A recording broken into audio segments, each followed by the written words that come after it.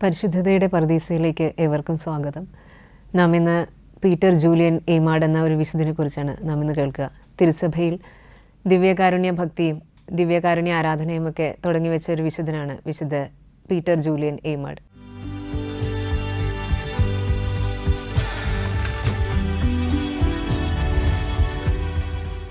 അദ്ദേഹം ജനിച്ചത് ഫ്രാൻസിലെ ലുമേറ എന്ന സ്ഥലത്ത് 1811 ഫെബ്രുവരി 4 അദ്ദേഹത്തിൻ്റെ പിതാവ് ജൂലിയൻ എയ്മാഡ് ഒരു കർഷകനായിരുന്നു. അമ്മ രണ്ടാം വിവാഹത്തിൽ ലഭിച്ച അമ്മയുടെ പേര് മേരി മാഗ്ദലിൻ. അമ്മയും ഒരു കർഷക സ്ത്രീ തന്നെയായിരുന്നു. പിതാവ് ആദ്യത്തെ വിവാഹത്തിന് ശേഷം ആദ്യ വിവാഹത്തിലുള്ള ഭാര്യയുടെ മരണത്തിന് ശേഷം പിന്നീട് ഒരു കർഷക സ്ത്രീയെ തന്നെയാണ് പിതാവ് ജൂലിയൻ എയ്മാഡ് വിവാഹം ചെയ്യുക. അവർക്ക് 3 മക്കളുണ്ട്. മക്കളെ ആദ്യം ലഭിച്ചു. അവർ 3 പേരും ജനനത്തിൽ തന്നെ 3 മക്കളെയും അവർക്ക് നഷ്ടമായി. അതിനുശേഷം ജനിച്ച കുഞ്ഞാണ് പീറ്റർ. പീറ്റർ ജനിച്ച ഉടനെ തന്നെ അടുത്ത ദിവസം തന്നെ അവർ ജ്ഞാനസ്നാനം നടത്തുകയുണ്ടായി. അങ്ങനെ ആ ശിശുവിനെ അമ്മ മേരി മാഗ്ദലിൻ വളരെ വിശ്വാസത്തിൽ വളർത്താനായിട്ട് പ്രത്യേകം ശ്രദ്ധിച്ചു. പീറ്ററിൻ്റെ അമ്മ മേരി വളരെ ഒരു ഭക്തയായ ഒരു സ്ത്രീയായിരുന്നു. അതിനാൽ തന്നെ അവനെ പ്രത്യേകമായിട്ട് വിശ്വാസത്തിൽ വളർത്താനായിട്ട് അമ്മ പ്രത്യേകം ശ്രദ്ധിച്ചിരുന്നു. പീറ്ററിൻ്റെ ആ ഒരു ജനനത്തിന് മുമ്പുള്ള ആ ഒരു ഘട്ടത്തെക്കുറിച്ച് ഇങ്ങനെയാണ് പറയുക. അമ്മ കുഞ്ഞിനെ ഉദരത്തിൽ വഹിച്ചിരുന്ന ആ ഒരു കാലഘട്ടത്തിൽ അമ്മ കൂടുതൽ സമയം ദിവ്യകാരുണ്യ സക്രാരിക്ക് മുമ്പിൽ ചെലവഴിച്ചിരുന്നു എന്നാണ് പറയപ്പെടുക. അപ്പോൾ ഈ ഒരു ആ ഒരു ഭക്തിയും ദിവ്യകാരുണ്യത്തോടുള്ള ആ ഒരു സ്നേഹമൊക്കെ കുഞ്ഞിനെ ഉദരത്തിലായിരുന്നപ്പോൾ തന്നെ അമ്മയിൽ നിന്ന് ലഭിച്ചിരുന്നു. അപ്പോൾ തുടർന്നുള്ള പീറ്ററിൻ്റെ ആ ഒരു ജീവിതം കാണുമ്പോൾ നമുക്ക് മനസ്സിലാക്കാൻ സാധിക്കും, ആ ഉദരത്തിൽ തന്നെ ആയിരുന്ന അവസ്ഥയിൽ തന്നെ ദൈവം പീറ്ററിനെ പേര് ചൊല്ലി വിളിച്ച് ആ ഒരു പ്രത്യേക നിയോഗത്തിനായിട്ട് ദിവ്യകാരുണ്യ ഭക്തി വളർത്താനായിട്ടുള്ള ആ തിരുസഭയിൽ ആ ദിവ്യകാരുണ്യ ഭക്തി വളർത്താനായിട്ട് വേണ്ടി ദൈവം പ്രത്യേകമായി പേര് ചൊല്ലി വിളിച്ച ഒരു ശിശു തന്നെയായിരുന്നു പീറ്റർ എന്ന് നമുക്ക് തിരിച്ചറിയാൻ സാധിക്കും. ഒരിക്കൽ പീറ്റർ ഇങ്ങനെ കുഞ്ഞായിരുന്ന സമയത്ത് 4-5 വയസ്സായിരിക്കണം, ആ ഒരു പ്രായത്തിൽ ഒരിക്കൽ പീറ്ററിനെ പെട്ടെന്ന് കാണാതാകുന്ന ഒരു സംഭവം വിവരിക്കുന്നുണ്ട്. പീറ്ററിൻ്റെ സഹോദരി പീറ്ററിനെ അന്വേഷിച്ച് അവിടെയെല്ലാം അന്വേഷിക്കുമ്പോൾ പീറ്ററിനെ കാണുന്നില്ല. അങ്ങനെ ഒടുവിൽ പീറ്ററിനെ കണ്ടെത്തുന്നത് ദേവാലയത്തിൻ്റെ ഉള്ളിൽ പ്രാർത്ഥിച്ചുകൊണ്ടിരിക്കുന്ന സാഹചര്യത്തിലാണ്. അങ്ങനെ സഹോദരി ചെന്ന് പീറ്ററിനോട് ചോദിക്കുന്നുണ്ട്, നീ എന്താ പറയാതെ പോയി, നീ ഇവിടെ എന്തെടുക്കുകയാണെന്ന് പറഞ്ഞ് അന്വേഷിക്കുമ്പോൾ പീറ്ററിൻ്റെ സഹോദരിയോട് ഇപ്രകാരമാണ് പറയുക, ഇവിടെ ഇരുന്നാൽ എനിക്ക് ഈശോയെ കൂടുതൽ കേൾക്കാനായിട്ട് സാധിക്കുമെന്ന്. അങ്ങനെ ഈ ഒരു ചെറിയ പ്രായം മുതൽ പീറ്ററിന് വളരെയേറെ വ്യക്തതയുണ്ടായിരുന്നു ദിവ്യകാരുണ്യത്തിലുള്ള ഈശോയുടെ സാന്നിധ്യവും ആ ഈശോയെ അടുത്ത് ചെന്നിരുന്ന് തനിക്ക് സംസാരിക്കാമെന്നും ഈശോ തന്നെ ശ്രവിക്കുന്നുണ്ടെന്ന് ഒക്കെയുള്ള ഒരു വിശ്വാസം പീറ്ററിന് ആ ചെറിയ പ്രായത്തിൽ തന്നെ ലഭിച്ചിരുന്നു.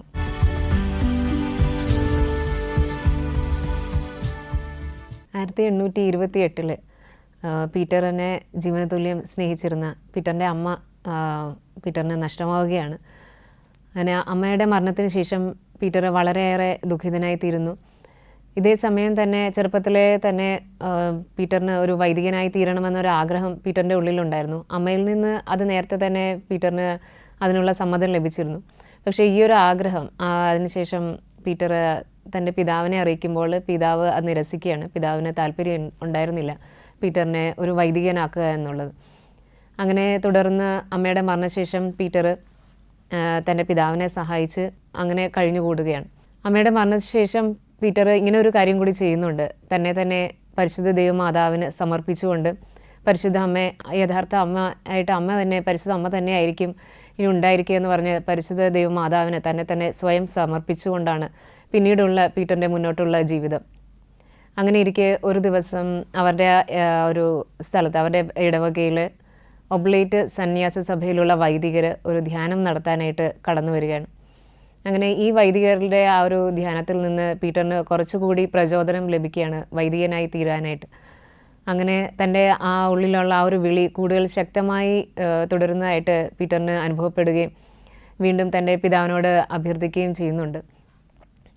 എന്നിരുന്നാലും പിതാവിൻ്റെ ആ ഒരു തീരുമാനത്തിൽ നിന്ന് വലിയ മാറ്റമൊന്നും ഉണ്ടാകുന്നില്ല. പക്ഷേ മനുഷ്യൻ്റെ തീരുമാനങ്ങൾക്കൊക്കെ അതീതമാണ് ദൈവത്തിൻ്റെ ആ ഒരു വിളി എന്നുള്ളത്. പീറ്റർ എല്ലാ പ്രതിസന്ധികളും അതിജീവിച്ചുകൊണ്ട് പീറ്റർ ഇവരുടെ ഒബ്ലേറ്റ് സന്യാസ സഭയിൽ ചേരുകയാണ് വൈദിക പഠനത്തിനായിട്ട്. അങ്ങനെ പീറ്റർ അവിടെ തുടരുന്ന സമയത്ത് പീറ്ററിന് വീണ്ടും ചെറിയ ചെറിയ രോഗാവസ്ഥകളൊക്കെ ഉണ്ടായിരുന്നു. അപ്പോൾ അങ്ങനെ പീറ്ററിന് ചെറിയ അസുഖങ്ങൾ, തലവേദന വളരെ ശക്തിപ്പെടുന്ന ഒരവസ്ഥ. ചെറിയൊരു തലവേദന അല്ലായിരുന്നു, ഏകദേശം മരണത്തിലേക്ക് വരെ നയിക്കുന്ന അവസ്ഥയിൽ, മരണാസന്നനായി തീരുന്ന ഒരവസ്ഥയിൽ വരെ പീറ്റർ എത്തിച്ചേരുകയുണ്ടായി. അങ്ങനെ ഈ അവസ്ഥയിൽ അവർക്ക് പീറ്ററിനെ അവിടെ തന്നെ തുടരാൻ അനുവദിക്കാൻ സാധിക്കുമായിരുന്നില്ല. അതുകൊണ്ട് പീറ്ററിനെ ഒബ്ലേറ്റ് സന്യാസ സഭയിൽ നിന്ന് അവർ തിരിച്ച് ഭവനത്തിലേക്ക് അയക്കുകയാണ്. അതിനെ തുടർന്ന് 1831 പീറ്ററിൻ്റെ തൻ്റെ പിതാവിനെയും നഷ്ടമാകുന്നുണ്ട്. പിതാവിൻ്റെ മരണത്തിന് ശേഷം പക്ഷേ ഒരു വളരെ നല്ലൊരു കാര്യം അവിടെ സംഭവിക്കുന്നുണ്ട്. പീറ്ററിന് നമ്മൾ നേരത്തെ കണ്ടു, പീറ്ററിന് പിതാവിന് പൂർണ്ണമായ സമ്മതം ഉണ്ടായിരുന്നില്ല എന്നുള്ളത്, പീറ്ററിനെ വൈദികനാക്കാനായിട്ട്. പക്ഷേ തൻ്റെ മരണത്തിന് മുമ്പ് പിതാവ് പീറ്ററിന് പൂർണ്ണമായ വൈദികനാകാനുള്ള പൂർണ്ണ സമ്മതം നൽകിയ ശേഷം ആണ് പിതാവ് മരണമടയുന്നത്. അങ്ങനെ ഇതൊരു വലിയൊരു അനുഗ്രഹം കൂടിയായി തീരുകയാണ് പീറ്ററിൻ്റെ ജീവിതത്തിൽ. അങ്ങനെ പീറ്ററിൻ്റെ അപ്പൻ്റെ മരണശേഷം ഈ ഒബ്ലേറ്റ് സന്യാസ സഭയിലുള്ള ഒരു സുപ്പീരിയറിനോട് പീറ്റർ തൻ്റെ ആഗ്രഹം വീണ്ടും സംസാരിക്കുകയാണ്. പക്ഷേ അവർക്ക് പീറ്ററിൻ്റെ ഒരു അവസ്ഥ കാരണം അതിൽ തന്നെ പീറ്ററിനെ തുടരാൻ അനുവദിക്കുക സാധ്യമായിരുന്നില്ല. പക്ഷേ അദ്ദേഹം രൂപത വൈദികരോട് സംസാരിക്കുകയും അവിടെ നിന്ന് അനുമതി ലഭിക്കുകയും തുടർന്ന് പീറ്റർ തൻ്റെ വൈദിക പഠനം ഗ്രനോബിൾ രൂപതയുടെ മേജർ സെമിനാരിയിൽ തുടരുകയാണ്.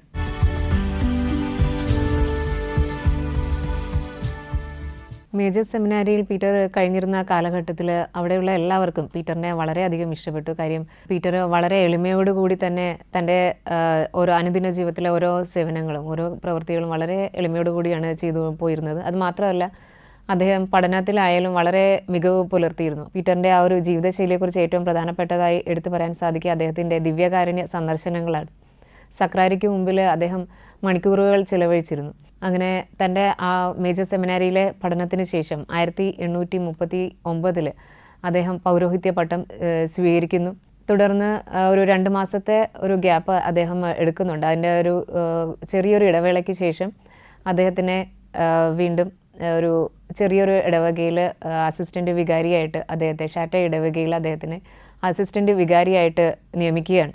അവിടുത്തെ സേവനങ്ങൾക്ക് ശേഷം അവിടെ ഒരു ചെറിയൊരു കാലഘട്ടം അദ്ദേഹം അവിടെ സേവനം ചെയ്തു.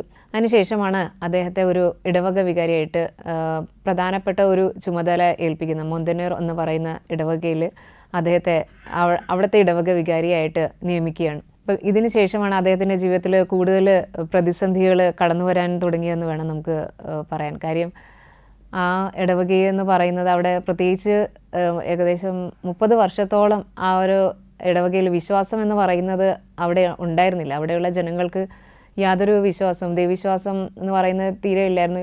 വൈദികരെ ശത്രുക്കളെ പോലെയാണ് അവർ കണ്ടിരുന്നത്. അപ്പോൾ എല്ലാം കൊണ്ടും അദ്ദേഹത്തിന് തൻ്റെ സേവനങ്ങളിൽ ആ മൊന്തന ഇടവകയിൽ തുടരുവാനായിട്ട് വളരെയധികം പ്രയാസപ്പെട്ടിരുന്നു. അങ്ങനെ എല്ലാം കൊണ്ടും ഇങ്ങനെ ബുദ്ധിമുട്ടിയിരിക്കുന്ന സമയത്ത് അദ്ദേഹം തുടർന്നും സക്രാരിക്ക് മുമ്പിൽ തൻ്റെ പ്രാർത്ഥനകളും പ്രായശ്ചിത്ത പ്രവർത്തികളും ഒക്കെ വഴിയെ അദ്ദേഹം ഇടവക ജനങ്ങൾക്ക് വേണ്ടിയിട്ട് വളരെ സഹനങ്ങളെടുത്ത് പ്രാർത്ഥിക്കുവാൻ തുടങ്ങി. അദ്ദേഹം ദേവാലയത്തിൻ്റെ പുനരുദ്ധാനത്തിന് വേണ്ടിയിട്ടുള്ള പ്രവർത്തനങ്ങളും അദ്ദേഹം ഇതോടൊപ്പം തുടരുന്നു. അപ്പോൾ ഇതിൽ അദ്ദേഹം ഈ പുനരുദ്ധാനത്തിന് വേണ്ടിയിട്ട് അദ്ദേഹം ചെയ്തത് ഇങ്ങനെയാണ്, തനിക്ക് തൻ്റെ ചിലവുകളെല്ലാം, അനുദിന ജീവിതത്തിലുള്ള ചിലവുകളെല്ലാം ചുരുക്കിക്കൊണ്ട് അതിൽ നിന്നുള്ള ലഭിക്കുന്ന ആ ഒരു തുകയെല്ലാം അദ്ദേഹം ദേവാലയത്തിന് വേണ്ടിയിട്ട് മാറ്റിവെക്കുകയുണ്ടായി. അതുകൂടാതെ പുറത്തു നിന്നുമൊക്കെ അദ്ദേഹം പണം സമ്പാദിച്ച് മറ്റുള്ളവരിൽ നിന്ന് പണം സംഭാവനയായി ചോദിച്ചുകൊണ്ട് അദ്ദേഹം ഇതിനു വേണ്ടി ഇടവകയ്ക്ക് വേണ്ടിയിട്ട് പുനരുദ്ധാനത്തിന് വേണ്ടിയിട്ടുള്ള പ്രവർത്തനങ്ങൾ ആരംഭിക്കുന്നു. ഇത് നമുക്ക് പറയാം ഒരു ഭൗതികമായൊരു തലത്തിൽ അദ്ദേഹം ഇങ്ങനെയെല്ലാം ചെയ്തിരുന്നു. എന്നാൽ അതിനേക്കാളൊക്കെ ഉപരിയായിട്ട് ഇടവക ജനങ്ങളുടെ ആത്മീയ കാര്യങ്ങളിൽ അദ്ദേഹം വളരെയധികം ശ്രദ്ധ പുലർത്തിയിരുന്നു. പ്രത്യേകിച്ച് കുട്ടികളുടെ മതപഠനത്തിലും അതോടൊപ്പം തന്നെ ഇടവക ജനങ്ങളെ മാനസാന്തരത്തിലേക്ക് കൊണ്ടുവന്ന് കുമ്പസാരിപ്പിക്കാനൊക്കെ ആയിട്ട് അദ്ദേഹം പ്രത്യേകം പരിശ്രമിച്ചിരുന്നു. അങ്ങനെ കാലങ്ങൾ കടന്നു പോയപ്പോൾ ആ ഇടവകയിലുള്ള ജനങ്ങൾക്ക് ആ ഒരു പുതിയ വൈദികനിലുള്ള ആ ഒരു വിശുദ്ധിയും തീക്ഷ്ണതയൊക്കെ അവരും തിരിച്ചറിയാൻ തുടങ്ങി. പതുക്കെ അവർക്കും ഈ ഒരു വൈദികനെ ഇഷ്ടപ്പെടാനൊക്കെ തുടങ്ങി. അങ്ങനെ ഇടവക ജനങ്ങളുമായിട്ട് തൻ്റെ ജീവിതം നല്ല രീതിയിൽ തന്നെ പോയിക്കൊണ്ടിരുന്നു. പക്ഷേ പീറ്ററിന് വ്യക്തിപരമായിട്ട് തൻ്റെ ആ ഒരു ഇടവക സേവനങ്ങൾക്ക് ഒരു പൂർണ്ണത, താൻ ഉദ്ദേശിക്കുന്ന രീതിയിലൊരു പൂർണ്ണത ലഭിക്കുന്ന ഇല്ല എന്ന് അദ്ദേഹത്തിന് തോന്നിത്തുടങ്ങി. അദ്ദേഹത്തിനൊരു എന്താ പറയുക, ഒരു സംതൃപ്തി ലഭിക്കുന്നുണ്ടായിരുന്നില്ല. അപ്പോൾ അങ്ങനെ ഇരിക്കുന്ന സമയത്താണ് മാരിസ്റ്റ് സഭയിലുള്ള ഒരു വൈദികൻ ഈ ഒരു ഇടവകയിൽ അദ്ദേഹത്തെ സന്ദർശിക്കാൻ ഇടയാകുന്നതും അദ്ദേഹം ഈ ഒരു വൈദികനായിട്ടൊക്കെ സംസാരിക്കാനൊക്കെ ഇടവരുന്നത്. അപ്പോൾ ഇതിന് ശേഷം അദ്ദേഹത്തിൻ്റെ ലൈഫിൽ മറ്റൊരു ടേണിംഗ് പോയിൻ്റ് കൂടെ സംഭവിക്കുന്നുണ്ട്. അപ്പം അടിസ്ഥാനപരമായിട്ട് പീറ്ററിന് ഒരു മിഷണറി വൈദികനാകണമെന്നൊരു ആഗ്രഹം പണ്ട് മുതലേ ഉണ്ടായിരുന്നു. അപ്പോൾ ഇദ്ദേഹത്തെ കണ്ട് സംസാരിച്ച് കഴിഞ്ഞപ്പോൾ പീറ്ററിന് ആ മാരിസ്റ്റ് സഭയിൽ ചേരാനുള്ള ഒരു നല്ലൊരു ചായ്വ് അദ്ദേഹത്തിന് മനസ്സിൽ തോന്നി. അദ്ദേഹം ഈ ഒരു വൈദികനോട് തൻ്റെ ഒരു ആഗ്രഹം തുടർന്ന് പറയുകയാണ്. അദ്ദേഹത്തിൻ്റെ തുറന്നുള്ള ആ ഒരു സംസാരം വൈദികന് ഇഷ്ടപ്പെടുന്നു. വൈദികൻ അദ്ദേഹത്തെ വളരെ സ്നേഹപൂർവ്വം തൻ്റെ സഭയിലേക്ക് പീറ്ററിനെ സ്വാഗതം ചെയ്യുന്നുണ്ട്.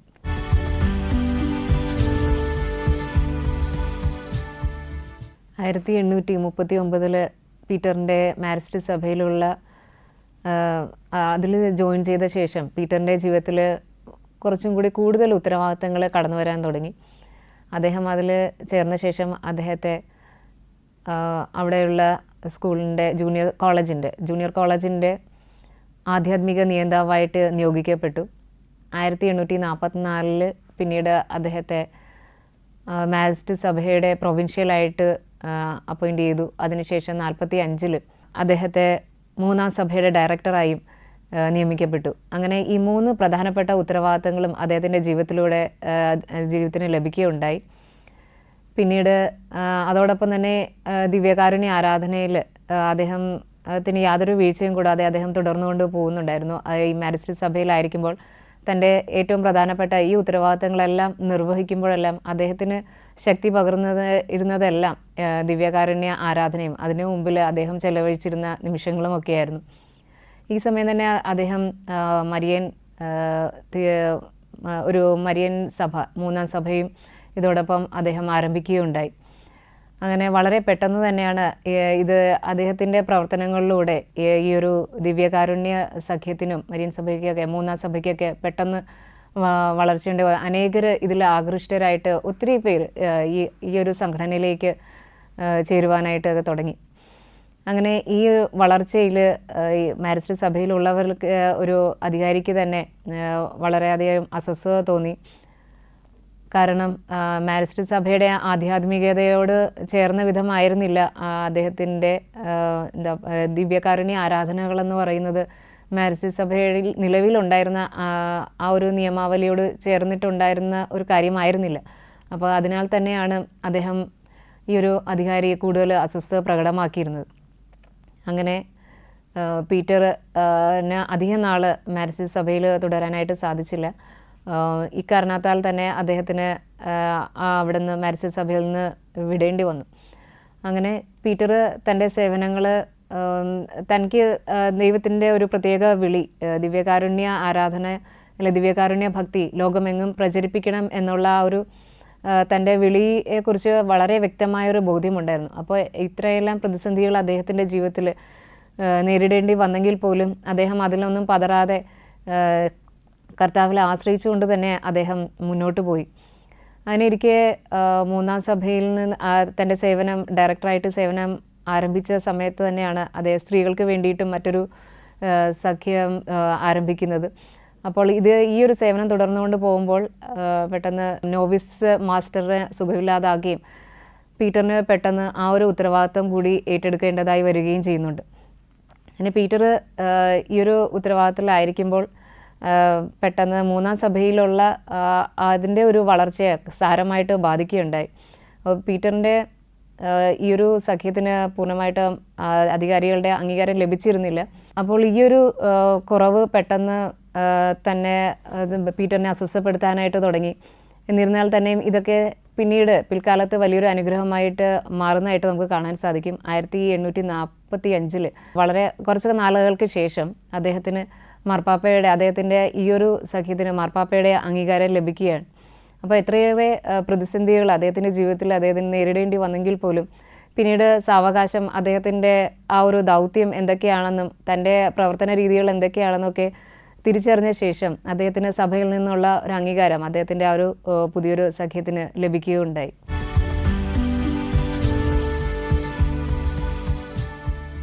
മാരിസ്റ്റ് സഭയിൽ നിന്ന് തിരിച്ചു വന്ന പീറ്ററിന് വളരെ വ്യക്തമായൊരു ബോധ്യം ലഭിക്കുകയാണ്. അതായത് അദ്ദേഹത്തിന് ദിവ്യകാരുണ്യത്തിൻ്റെ പ്രചാരകൻ എന്ന നിലയിൽ പുതിയൊരു ദിവ്യകാരുണ്യ സഭ ആരംഭിക്കാനായിട്ടാണ് ദൈവം ആഗ്രഹിക്കുന്നതെന്ന് അദ്ദേഹത്തിന് തിരിച്ചറിയൽ ലഭിക്കുന്നു. അപ്പോൾ അതിനെ തുടർന്ന് അദ്ദേഹത്തെ അനുഗമിക്കുന്ന ഏതാനും ചിലരുണ്ടായിരുന്നു. അവരോടൊന്നിച്ച് അദ്ദേഹം പുതിയൊരു സഭയ്ക്ക് രൂപം കൊടുക്കാനുള്ള തീരുമാനവുമായിട്ട് അദ്ദേഹം ഇറങ്ങിത്തിരിക്കുകയാണ്. അങ്ങനെ അവർക്ക് താമസിക്കാനായിട്ട് ഒരിടം ഉണ്ടായിരുന്നില്ല. അങ്ങനെ അവരുടെ തിരിച്ചുള്ള യാത്രയിൽ, മാരിസ്റ്റ് സഭയിൽ നിന്ന് തിരിച്ചുള്ള യാത്രയിൽ പാരീസിൽ വ്യാകുല മാതാവിൻ്റെ ഒരു സന്യാസ സഭയിൽ അവർ അഭയം പ്രാപിക്കുകയാണ്. അവിടെയുള്ള സന്യാസികളോട് അവർ തങ്ങളുടെ ആവശ്യം പറയുമ്പോൾ അവർ പറയും, ഞങ്ങൾ വളരെ ദരിദ്രമായൊരവസ്ഥയിലാണ് ഇവിടെ കഴിഞ്ഞുകൂടുന്നത്, നിങ്ങൾക്കിവിടെ താമസിക്കാം, പക്ഷേ വളരെ കഷ്ടപ്പെട്ടുള്ള ഒരു ജീവിതമാണ് ഞങ്ങൾ ഇവിടെ നടത്തുന്നത്, അപ്പോൾ നിങ്ങൾക്ക് താമസിക്കാനുള്ള സൗകര്യങ്ങളൊക്കെ വളരെ പരിമിതമായിരിക്കും എന്ന് അവർ പീറ്ററിനോട് പറയും. പക്ഷേ പീറ്ററിൻ്റെ ഉത്തരം ഇതായിരിക്കും, ഞങ്ങൾ ദിവ്യകാരുണ്യമുണ്ടല്ലോ, ഞങ്ങൾക്ക് അത് മതി എന്ന് പറയും. അപ്പോൾ എത്രയൊക്കെ പരിമിതികൾ അല്ലെങ്കിൽ പ്രതിസന്ധികൾ ജീവിതത്തിൽ ഉണ്ടായിരുന്നെങ്കിലും അദ്ദേഹത്തെ മുന്നോട്ട് നയിച്ചിരുന്ന ദിവ്യകാരുണ്യനാഥനോടുള്ള ആ ഒരു സ്നേഹവും ഭക്തിയുമൊക്കെ ആയിരുന്നു. അങ്ങനെ അവർ തങ്ങൾക്ക് വേണ്ടിയിട്ടുള്ളൊരു ഭവനത്തിൻ്റെ അന്വേഷണത്തിൽ അവരുടെ ഒരു കെട്ടിടം അവർക്ക് പാരീസിൽ തന്നെ അവർ കണ്ടെത്തുന്നുണ്ട്. പക്ഷേ പത്രവാർത്തയിൽ നിന്ന് അദ്ദേഹം പെട്ടെന്ന് തിരിച്ചറിയുകയാണ്, അതായത് ഈ കെട്ടിടത്തിൻ്റെ അല്ലെങ്കിൽ തങ്ങൾക്ക് ലഭിച്ച ആ ഒരു സ്ഥലത്തിൻ്റെ നടുവിലൂടെയാണ് ദേശീയപാത കടന്നു പോകുന്നത്. അപ്പോൾ ഇത് പെട്ടെന്ന് അദ്ദേഹത്തിന് ആശങ്കകുലനാക്കും. അങ്ങനെ അവരവിടെ ചെന്ന് അന്വേഷിക്കുമ്പോൾ ആ സ്ഥലത്ത് ഒരു മതിൽ മാത്രമേ അവശേഷിക്കുന്നുണ്ടായിരുന്നുള്ളൂ. അവർക്ക് ലഭിക്കുമെന്ന് പറഞ്ഞ ആ ഒരു കെട്ടിടം എന്ന് പറയുന്നത് അവിടെ ഉണ്ടായിരുന്നില്ല. അങ്ങനെ അദ്ദേഹം വളരെ നിരാശനായിട്ട് മടങ്ങിപ്പോകുന്ന വഴിക്ക് മറ്റൊരു സന്യാസ ഭവനത്തിൽ പ്രവേശിക്കുകയും അവിടെ ഒരു വൈദികനായിട്ട് ഇങ്ങനെ സംസാരിക്കുന്നതിൻ്റെ ഇടയ്ക്ക് തൻ്റെ ഈ ഒരു ആവശ്യങ്ങളൊക്കെ പറഞ്ഞു പോയപ്പോഴാണ് അദ്ദേഹം വഴി പീറ്ററിന് മറ്റൊരു സ്ഥലത്ത് അതേ ദിവസം തന്നെ സ്ഥലം കണ്ടെത്തുവാനും അവരുടെ ഒരു സന്യാസ ഭവനത്തിന് തുടക്കം കുറിക്കാൻ പറ്റിയ ഒരു കെട്ടിടവും സ്ഥലവും എല്ലാം പെട്ടെന്ന് തന്നെ ക്രമീകരിക്കപ്പെടുന്നതായി നമുക്ക് കാണാൻ സാധിക്കും. അന്ന് തന്നെ 66,000 പൗണ്ട് നൽകി അദ്ദേഹം ആ ഒരു സ്ഥലം മേടിക്കാനൊക്കെ ആയിട്ട് അദ്ദേഹത്തിന് ദൈവം ഇടവരുത്തുന്നു. അങ്ങനെ പീറ്ററിൻ്റെ ഈ ഒരു ദിവ്യകാരുണ്യ സഭാസ്ഥാപനവുമായിട്ട് ബന്ധപ്പെട്ട് അവർക്ക് ഒത്തിരിയേറെ കാര്യങ്ങൾ ദൈവം വഴിയിൽ ക്രമീകരിച്ച് നൽകുന്നുണ്ട്. അപ്പോൾ പീറ്റർ ഇങ്ങനെയുള്ള കാര്യങ്ങൾ തൻ്റെ സഭാസ്ഥാപനമായിട്ട് ഓടി നടന്ന് ചെയ്യുമ്പോഴും ദിവ്യകാരുണ്യത്തെക്കുറിച്ച് പ്രസംഗിക്കുന്നതിനൊക്കെ അദ്ദേഹം യാതൊരു മടിയും കാണിച്ചിരുന്നില്ല. പല ദേവാലയങ്ങളിലും സന്ദർശിച്ച് ദിവ്യകാരുണ്യ ഭക്തിയെ വർദ്ധിപ്പിക്കാനായിട്ട് പല സ്ഥലങ്ങളിലും പ്രസംഗിക്കാനൊക്കെ ആയിട്ട് അദ്ദേഹം ഓടി നടന്നിരുന്നു. അപ്പോൾ ഇങ്ങനെ തുടർച്ചയായിട്ടുള്ള യാത്രയിൽ അദ്ദേഹത്തിന് സാവധാനം ശാരീരിക അസ്വസ്ഥതകളൊക്കെ വന്നു തുടങ്ങി. പെട്ടെന്ന് ക്ഷീണിതനായി തീരുകയും അങ്ങനെ തലവേദന പോരാത്തതിന് അദ്ദേഹത്തിന് കാലിൽ വളരെയേറെ ഒരു വ്രണം ഉണ്ടാവുകയും അങ്ങനെ ഒരു ദിവസം ഒരു സന്യാസ ഭവനം സന്ദർശിച്ച് തിരിച്ചു പോരുന്ന സമയത്ത് അദ്ദേഹം പെട്ടെന്ന് ദിവ്യബലിക്ക് ശേഷം മടങ്ങിപ്പോരുന്ന ആ ഒരു ഘട്ടത്തിൽ പെട്ടെന്ന് അദ്ദേഹം ബോധരഹിതനായി വീഴുകയൊക്കെ ചെയ്യുന്നു. ഇതിനെ തുടർന്ന് അദ്ദേഹത്തിന് മനസ്സിലാവുകയാണ് അദ്ദേഹത്തിൻ്റെ അവസാന ഘട്ടമൊക്കെ ഏകദേശം അടുത്തിരിക്കുന്നു, തൻ്റെ ഇവിടുത്തെ ഒരു ദൗത്യമൊക്കെ ഏകദേശം തീരാറായെന്ന് പീറ്റർ സ്വയം തിരിച്ചറിയുകയാണ്. ആ ഒരു സംഭവത്തിന് ശേഷം അദ്ദേഹത്തെ അടുത്തുള്ള മറ്റ് സന്യാസ ഭവനത്തിലേക്ക് അദ്ദേഹത്തെ കൊണ്ടുചെന്നാക്കുകയും അദ്ദേഹത്തിൻ്റെ ആരോഗ്യം ചെറുതായിട്ട് മെച്ചപ്പെട്ടെങ്കിലും ഉടനെ തന്നെ വീണ്ടും പഴയ അവസ്ഥയിലേക്ക് തന്നെ അദ്ദേഹം കടന്നു പോവുകയും ചെയ്യുന്നുണ്ട്. അദ്ദേഹത്തിന് പിന്നീട് അദ്ദേഹത്തിൻ്റെ ബോധം നഷ്ടപ്പെടുന്നു. അപ്പോൾ ഈ സമയത്ത് അദ്ദേഹത്തിൻ്റെ ആ ഒരു അവസാന നാളുകളെക്കുറിച്ച് ഇങ്ങനെയാണ് പറയുക. അദ്ദേഹത്തിൻ്റെ സമീപത്തുണ്ടായിരുന്നവർ പീറ്റർ കിടന്നിരുന്ന ആ കട്ടിലിനരികിൽ പീറ്ററിൻ്റെ കാലിൻ്റെ ഭാഗത്തൊരു വലിയൊരു പ്രകാശം കണ്ടുവെന്ന് പറയുന്നു. അപ്പോൾ അവരാദ്യം കരുതിയത് വിളക്കിൻ്റെ പ്രകാശമായിരിക്കുമെന്നാണ്. അപ്പോൾ അവിടെ ഉണ്ടായിരുന്ന അദ്ദേഹത്തെ ശുശ്രൂഷിച്ചിരുന്ന വ്യക്തി ആ വിളക്കെടുത്ത് മാറ്റി ഇതെന്താണെന്ന് അറിയാനായിട്ട് അടുത്തിരുന്ന ആ ഒരു വിളക്കെടുത്ത് മാറ്റി അവിടെ നോക്കുന്നുണ്ട്. അപ്പോഴും ആ പ്രകാശം അവിടെ തന്നെ നിലനിൽക്കുന്നതായും പീറ്റർ ആ ഭാഗത്തേക്ക് നോക്കി, കാലിൻ്റെ ഭാഗത്തേക്ക് നോക്കി നന്ദി പറയുന്നതായിട്ടും ഒക്കെ അവർ കാണുന്നു. അങ്ങനെ അത് പരിശുദ്ധ ദൈവമാതാവെന്നാണ് ആയിരുന്നു എന്നാണ് പറയപ്പെടുക. അങ്ങനെ പീറ്റർ വളരെ സമാധാനപൂർവ്വം തൻ്റെ ഒരു അവസാനം അടുത്തിരുന്നു തിരിച്ചറിഞ്ഞുകൊണ്ട് തന്നെ എല്ലാവരോടും യാത്ര പറഞ്ഞുകൊണ്ട് വളരെ സമാധാനത്തോടു കൂടി തന്നെ ശാന്തമായി അദ്ദേഹം ഈ ലോകത്തോട് വിടവാങ്ങുന്നു.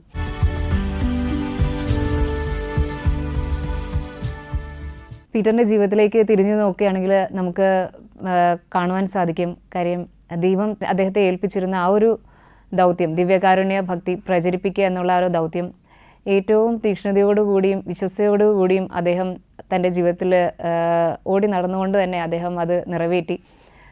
തൻ്റെ ഭക്തിയിലോ തീക്ഷ്ണതയിലോ യാതൊരു ഭംഗവും വരുത്താതെ പ്രതിസന്ധികളെയൊക്കെ വളരെ തീക്ഷ്ണതയോടുകൂടി വളരെ ശാന്തതയോടുകൂടിയും അദ്ദേഹം നേരിട്ട് തന്നെയാണ് മുന്നോട്ട് പോയിരുന്നത്. ഇതുപോലെ നമ്മുടെ ജീവിതത്തിലൊക്കെ ഒത്തിരിയേറെ പ്രതിസന്ധികൾ കടന്നു വരുമ്പോഴും എല്ലാം ദൈവത്തോട് ചേർന്ന് നിന്നുകൊണ്ട് നമുക്ക് നേരിടാനായിട്ട് സാധിക്കണം. പീറ്റർ ജൂലിയൻ്റെ ജീവിതം നമ്മുടെ ജീവിതത്തിന് വലിയൊരു മാതൃകയാണ് നൽകുക.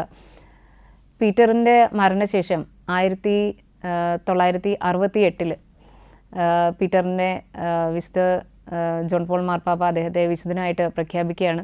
പീറ്ററിൻ്റെ മരണശേഷം ഇങ്ങനെ പറയാം, അത് ഏതാനും വർഷങ്ങൾക്ക് ശേഷം പീറ്ററിൻ്റെ ആ ഒരു ശവകുടീരം തുറക്കുമ്പോൾ അപ്പോഴും മുഖത്തിൻ്റെ ഭാവം പോലും, അന്നുണ്ടായിരുന്ന ആ മുഖഭാവം പോലും മാറ്റം വരാത്ത രീതിയിൽ വളരെ ഇൻടാക്റ്റായിട്ടോ യാതൊരു മാറ്റവും വരാത്ത രീതിയിലാണ് കാണപ്പെടുക എന്നാണ്.